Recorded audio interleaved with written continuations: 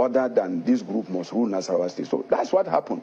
If you go to IRF, you will notice that in the accreditation for Chiroma and Gayam ward, there are different figures for the House of Assembly and the governorship. But it's the same beaver that was used. How can you suddenly, 2 elections announced? The one for the House of Assembly has different figures of accreditation, and the ones for the governorship. But it's the same accreditation, the same number of people that voted in the governorship election, and those that voted in the House of Assembly election. But if you go to the IRF and you go to the back end and you see they are different from what was announced. This was simply brazen and criminal. Do your worst. That is what they were telling us. We'll add the figures, we'll announce it. Do your worst. So that so-called wide lead is not a... Look at what happened.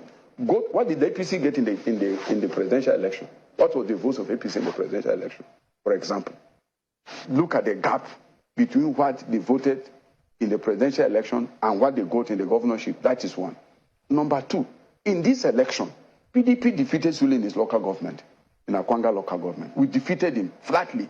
We defeated him in his ward. We defeated him in Akwanga zone, which is his own zone. Then we defeated him in Doma local government, in Obi local government. These are huge population centers. Then we defeated him in Karu.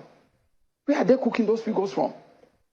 Very clearly, you will notice that this was the most brazen act of criminality I've seen in any election. That people suddenly just go and use 3-4 units and add to their figures and just announce. Those figures are simply fiction.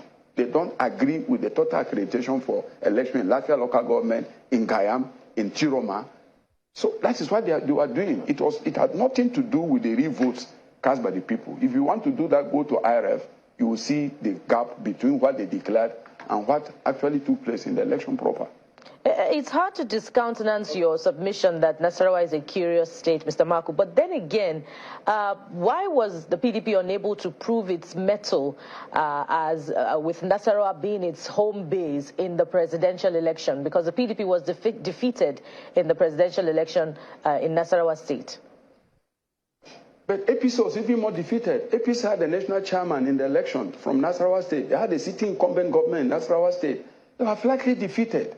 Because, you see, what happened in the presidential election, as you could see, was that there was this wave, of obedience of young people that we all took for granted. And we were thinking that Peter Obi was a joke. Where will he go? So both PDP and APC, we were thinking, no, this man, he doesn't have structures.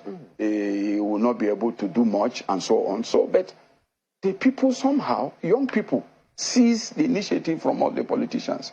And for the first time, what we saw in Nasarawa, in several other places, in Edo, in Delta, where the vice president comes from, we saw that the young people were serious about what they were doing, and they took advantage of the social media, to project a program that has shaken the nation. For me, we lost in the presidential election. We lost truly. APC, which is the incumbent government, lost more woefully than we did. Who had the government, who have the party in the state, they all lost. So you can't use the presidential election to judge what will happen. We didn't win, but on the other hand, given our place in Nasarawa, we are not controlling government, we are not controlling federal government, but we did much better than APC in Nasarawa State, given their figures and the advantages they had over us. Okay, Mr. Maku, we need to wind down, but when PDP alleges that the APC,